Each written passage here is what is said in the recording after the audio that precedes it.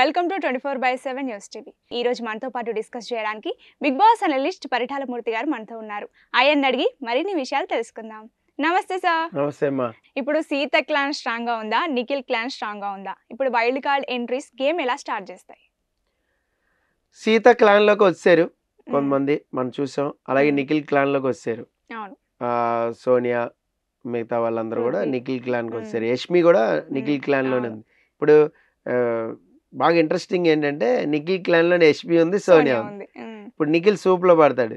ఏదైనా ఉంటే సోనియా సలహా తీసుకోవాలా, యష్మి సలహా తీసుకోవాలా, అక్కడ ఖచ్చితంగా సూప్ లో పడతాడు. వీళ్ళిద్దరి వల్ల నిఖిల్ కి కొంచెం దెబ్బ పడే అవకాశం కూడా ఉంది. సో సీతా క్లాన్ కూడా చాలా స్ట్రాంగ్ ఉంది. సీత క్లాన్ లోకి వెళ్ళాలని చాలా మంది వెళ్ళారు. అవును, ఫస్ట్ ప్రోమోలో యష్మి సీత క్లాన్ కి వెళ్ళాలని చూపించారు. ప్రేరణ స్టాప్ బిగ్ బాస్ అనేది ఏదో చూపిస్తున్నారు. సో మళ్ళీ నిఖిల్ క్లాన్ కి ఎలా వెళ్ళింది యష్మి అసలు? యాక్చువల్గా అక్కడ సీత క్లాన్ లో ఉంటే కొంతమంది, సో సీత రిజెక్ట్ చేసుకుంటే యష్మి అటు వెళ్ళిపోవచ్చు.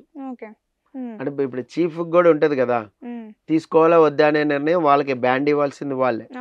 సో సమ్మర్ అక్కడ ఏమన్నా ఇంకా మనకు టెలికాస్ట్ అవుతుంది కాబట్టి, సో సమ్మర్ అక్కడ ఏమన్నా మేబీ నిఖిల్ క్లాన్ కి వెళ్ళి ఉండొచ్చు యష్మి. అయితే ఇక్కడ యష్మి సోనియా ఇద్దరు ఉండటం వల్ల కొంచెం నిఖిల్ గేమ్ కి కొంచెం దెబ్బ పడే ఛాన్స్ అయితే ఉంది.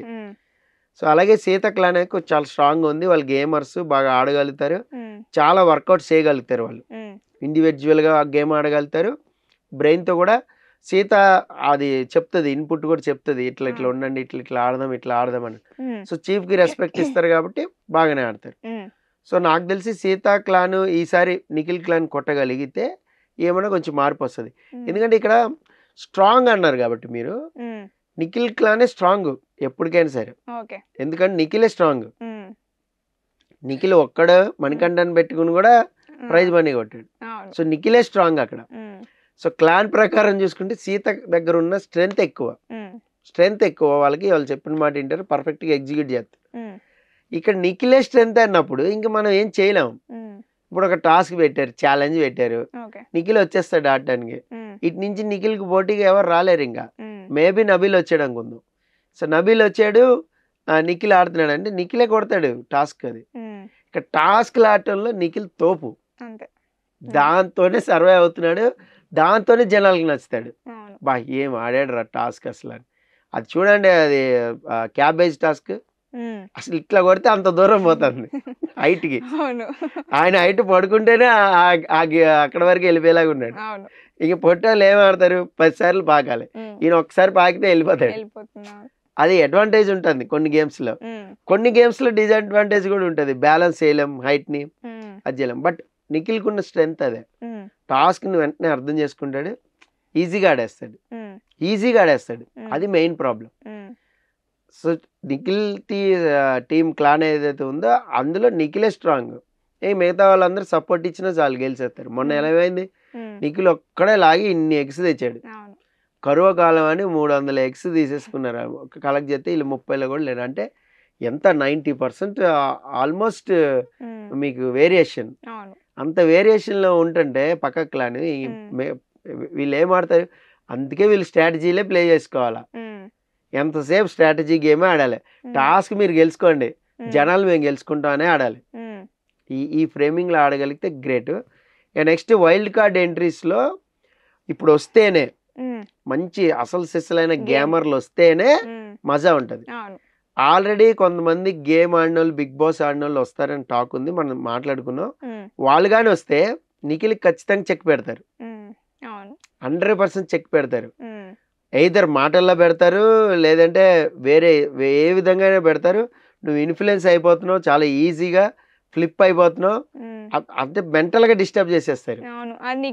వింటాడు, వాళ్ళని వెళ్ళి అట్లా కాదు నేనని ఎక్స్ప్లెనేషన్ ఇచ్చుకుంటాడు, అన్ని చేసుకుంటాడు. ఆయనలో ఉన్న పెద్ద మైనస్ అదే. సోనియా అది పెడితేనే కదా సోనియా కనెక్ట్ అయింది. ఆ తర్వాత యష్మి మళ్ళీ ఫీల్ అవుతుంది. మళ్ళీ యష్మి, నిఖిల్ ఎలాంటాడు అంటే ఎదురుకుండా ఉన్నవాడు పెళ్లి కొడుకు అన్నట్టు. మీతో మాట్లాడుతుంటే మీదంతా గ్రాఫ్ చేసి ఇన్ఫ్లుయెన్స్ అయిపోతుంటాడు. అలాగే ఇప్పుడు నామినేషన్ లో పాయింట్లు పెట్టారు అనుకోండి, ఇప్పుడు వైల్డ్ కార్డ్ వాళ్ళు వెళ్ళి మేబీ బయట ఇలాగే అనుకుంటున్నారేమో ఫిక్స్ అయిపోతాడు. అది అనుకున్నా అనుకోపోయినా వైల్డ్ కార్డ్ వాళ్ళు చెప్పిందంటే నిజమే అని. సో ఇలాగ వైల్డ్ కార్డ్ వాళ్ళు గేమ్ ని ఖచ్చితంగా చేంజ్ చేస్తారు. ఆ చేంజింగ్ లో ఎవరి గ్రాఫ్ పడిపోద్ది అనేది మనం చెప్పలేం. ఓకే. మేబీ వైల్డ్ కార్డ్ గా వెళ్ళిన వాళ్ళు కూడా గ్రాఫ్ పెరిగిపోద్ది. అవును. ఈసారి మేబీ వైల్డ్ కార్డ్ వెళ్ళిన వాళ్ళు కూడా విన్నర్ అయ్యే ఛాన్సెస్ ఉన్నాయి సరిగ్గా ఆడితే. ఇప్పుడు లాస్ట్ టైం అంటే సెటిల్ అయిపోయింది, ఓటింగ్ సెటిల్ అయిపోయింది. పలా ప్రశాంత్, ప్రిన్స్ యావర్, అలాగే శివాజీ, ఈ గ్రూప్ కి ఒక ఓట్ సెటిల్ డౌన్ అయిపోయింది. అలాగే ప్రియాంకని లాస్ట్ వరకు మెయింటైన్ చేశారు, లాగారు. అమర్దీప్ ఓటింగ్ కూడా సెటిల్ డౌన్ అయిపోయింది. సో వీళ్ళంతా కూడా ముందుకెళ్ళారు. వైల్డ్ కార్డ్ వెళ్ళిన వాళ్ళు ఏం చేయలేకపోయారు ఇంకా, ఎందుకంటే వాళ్ళ ఓటింగ్ ని వాళ్ళు పెంచుకోలేకపోయారు. సపోజ్ అంబటి అర్జున్ బాగా ఆడినా, ఇప్పుడు నిఖిల్ ఆడుతున్నట్టు కట్అవుట్ బ్రహ్మాండంగా ఉండి బాగా ఆడగలిగినా కూడా సమ్మర్ ఈ లాజిక్స్ వర్కౌట్ చేయడం మిస్ అయిపోయాడు, వాయిస్ లేక. గట్టిగా అరిశాడు, మాట్లాడాడు. ఎప్పుడు వచ్చి హింట్లు ఇస్తే నువ్వు మాట్లాడు అని హింట్లు వస్తుంటే అప్పుడు మాట్లాడాడు. అప్పటి వరకు తన నేచర్ అది, స్వభావం ఏంటంటే అర్థం చేసుకుని తన ఛాన్స్ వచ్చే వరకు ఆగి ఆడతారు. చాలా మంది స్వభావం ఇలాగే ఉంటది. చాలా మందిని చూశాను నేను, 100కి 60-70 పీపుల్ వాళ్ళ టైం వచ్చే వరకు ఆగి ఆ టైం వాళ్ళకి ఇచ్చాక ఆడతారు. దూసుకుపోయి నిన్ను పక్కకు తోసేసి ముందుకెళ్ళిపోయి అంత ఓవర్ స్మార్ట్ అనేది చాలా మందికి ఉండదు. ఏది మెచ్యూరిటీ లెవెల్ బాగా సెటిల్ అయిన వాళ్ళ గురించి చెప్తున్నా. వాళ్ళ అవకాశం ఇచ్చిన తర్వాత వాళ్ళ ప్రతాపం చూపిస్తారు. కొంతమంది అలా కదా, అవకాశం తీసేసుకుని వాళ్ళకి ఉన్న చిన్న అరాకొర ప్రతాపాన్ని విశ్వరూపాన్ని చూపించేసి హైలైట్ అయిపోదామని చూస్తారు. ఆ కోవ వేరుంటుంది, ఈ కోవ వేరుంటుంది. ఈ కోవలోకి చెందినోడు అంబటి అర్జున్. అందుకని మీకు అక్కడ ఇన్ఫ్లుయెన్స్ చేయలేకపోయాడు వైల్డ్ కార్డులో. అక్కడ వరకు వెళ్ళినా కూడా విన్నర్ అవ్వలేకపోయాడు. అక్కడ విన్నర్ క్వాలిటీ ఎప్పుడు వస్తుంది? మనకి ఎవరు పర్ఫెక్ట్గా బయట ఓటింగ్ ప్రభావితం చేశారో వాళ్ళతో పెట్టుకోవాలి. నీ ఫ్లాస్ అన్ని బయట పెట్టగలగాలి కరెక్ట్గా ఆడితే. నువ్వు డ్రామా చేస్తున్నావు అంటే నీ డ్రామా మొత్తాన్ని ఓపెన్ అప్ చేయాలి. ఓపెన్ అప్ చేయాలంటే నీ దగ్గర బ్రెయిన్ తిరుగుతూ ఉండాలి, క్యాల్కులేట్. బట్ నీకున్న టైం కొద్దిగా ఉండే. ఇలా 5వ వారం వెళ్ళడం వల్ల ప్రాబ్లం అయిపోయింది. ఇప్పుడు కూడా అదే జరుగుతుంది. 4వ వారంలో అయిపోయింది ఆల్రెడీ, ఇప్పుడు 5వ వారం వస్తున్నారు.